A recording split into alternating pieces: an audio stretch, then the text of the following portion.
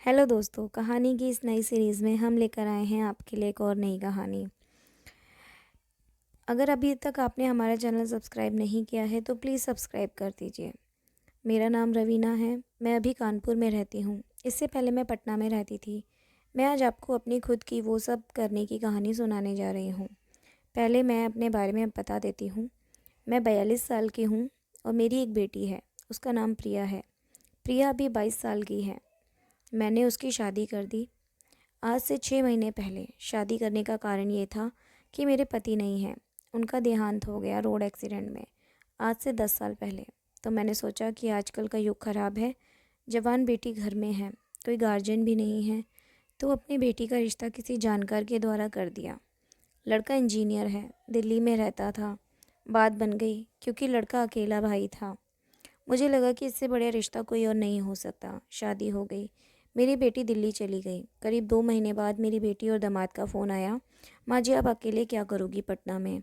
आप मेरे यहाँ ही आ जाओ, मुझे अच्छा लगेगा।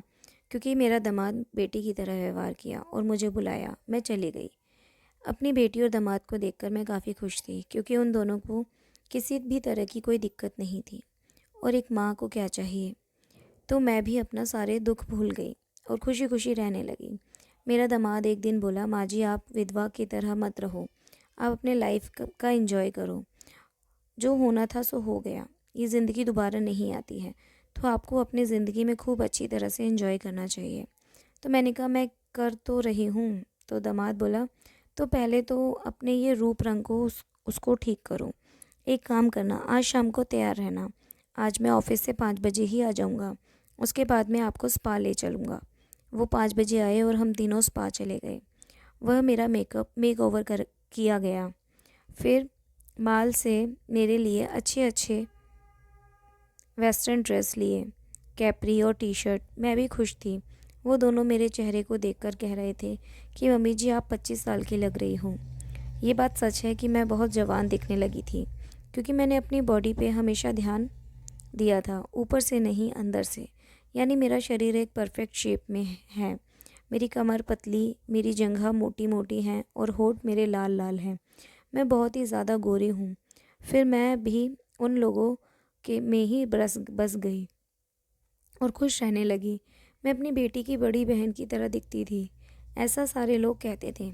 बस रात में ही तन्हाई होती थी, क्योंकि मुझे अपने दूसरे कमरे में से आवाज़ें आती थी, मेरी बेटी और दामाद की, और पलंग की आवाज़ आती थी। मेरी बेटी कहती थी, धीरे धीरे। पर मेरा दामाद कहता था, रुक जाओ जाने मन, अभी तो स्टार्ट ही हुआ है। और जब मेरी बेटी पूरे जोश में होती तो वो कहती थी, डालो ना जानू, अब रहा नहीं जा रहा। क्या क्या हुआ? और यही अब वो दोनों गंदी गंदी बातें करते थे और मैं दूसरे कमरे में वो सब ने की प्यासी तड़पती रहती थी। ऐसा ही चलता रहा। मैं वासना की आग में जलने लगी। अब तो मैं रोज़ रोज़ उसके कमरे के पास चली जाती, जब वो दोनों रात में अपना बिस्तर गर्म करते थे, और मैंने वह खड़े खड़े ही अपने उंगली का उपयोग किया करती थी और अपनी प्यास बुझाया करती थी। मेरी बेटी की वो सरकारी जॉब का जॉइनिंग लेटर आया तो हम लोग खुश हो गए। मुझे भी लगा कि सारी खुशियाँ मिल गई।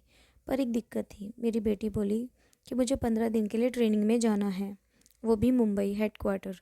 हम दोनों को ये चिंता थी कि अकेली लड़की कैसे रहेगी। पर वो कहने लगी, आप लोग चिंता नहीं करो, सिर्फ 15 दिन की तो बात है, फिर पोस्टिंग तो दिल्ली ही है। और मेरे साथ दो और लड़की हैं जो जा रही हैं। हम तीनों साथ रहेंगे। तो मुझे और दामाद जी को जान में जान आया और थोड़े दिन के बाद ही वो मुंबई चली गई, 15 दिन के लिए। दोस्तों, मैं दिन भर बोर होती। शाम को दामाद जी आते, फिर वो मुझे बाहर घुमाने ले जाते और मैक्सिमम टाइम हम दोनों बाहर खाना खाते कहते, और सप्ताह में 2 दिन तो मूवी देखते। सच बताऊं दोस्तों, मुझे लगा ही नहीं कि वो मेरा दामाद है। हम दोनों साथ साथ रहते, दोस्त की तरह बातें करते, पर रात को हम दोनों अलग अलग रहते। तीसरे दिन ही दामाद जी बोले, मम्मी जी, जब हम लोग ऐसे दोस्त की तरह रहते हैं तो ये रात में अलग अलग क्यों रहते हैं? मैंने कहा, कुछ तो मर्यादा होती है। तो दामाद जी ने कहने लगे, मैंने पहले ही आपको बोला था ना कि ज़िंदगी को एंजॉय करो। मुझे लगा मेरा दामाद नाराज़ ना हो, इसलिए मैंने कहा ठीक है। वो मेरे रूम में ही आ गया सोने के लिए। उस दिन मैं लाल कलर की जाली वाली नाइटी पहनी। अंदर मैंने कुछ भी नहीं पहना था। मेरे अंदर का माल सारा इधर उधर ढीला होने की वजह से हिल रहा था। वो सब देखकर मेरे दामाद को रहा नहीं गया और बोल उठा, माँ जी एक बात बताऊँ, आप प्रिया से ज़्यादा हॉट और खूबसूरत हो। मैंने कहा चुप जाओ, मजाक मत करो। उसने फिर कहा, मैं मजाक नहीं कर रहा हूँ, आप वाकई में बहुत ज़्यादा हॉट हो। मैंने कहा, तो फिर क्या इरादा है? उसने करीब आके बोला, आज आप मेरे लिए प्रिया बन जाओ। मैंने कहा, नहीं नहीं, ये सब नहीं करूँगी। उसने ज़ोर देने कहा और कहा कि मैं नाराज़ हो जाऊँगा। मैंने सोचा एक ही तो है, चाहे दामाद कहूँ या बेटा, अगर ये नाराज़ हो गया तो कहीं कि नहीं रहूँगी। मैंने कहा ठीक है, पर आज के लिए बस। उसने कहा ठीक है। हम दोनों एक दूसरे के करीब आ गए। मुझे थोड़ा ठीक भी नहीं लग रहा था, क्योंकि मैं अपने रिश्ते को क्या करने जा रही थी। मैं अपने बेटी की ज़िंदगी में एंट्री लेने जा रही थी। तभी दामाद के होठ पर मेरे होठ लग चुके थे। थोड़ी देर तक तो शांत रही, फिर पता नहीं 10 साल की तन्हाई का उबाल आया और मैंने उसी के ऊपर चढ़ गई और मैंने चूमने लगी कि मानो कई सदियों से प्यासी हूँ। मुझे फिर ऊपर से नीचे तक देखा और बोला, क्या चीज़ है, आज तक मैंने कभी ऐसी नहीं देखी। प्रिया तो आपके सामने कुछ भी नहीं है। और वो टूट पड़ा मेरे ऊपर। करीब 30 मिनट तक हम दोनों का वो सब चलता रहा। तो मेरे पूरे शरीर में वैसी ही गर्मी और सिरहन आने लगी थी जो सुहागरात को आई थी।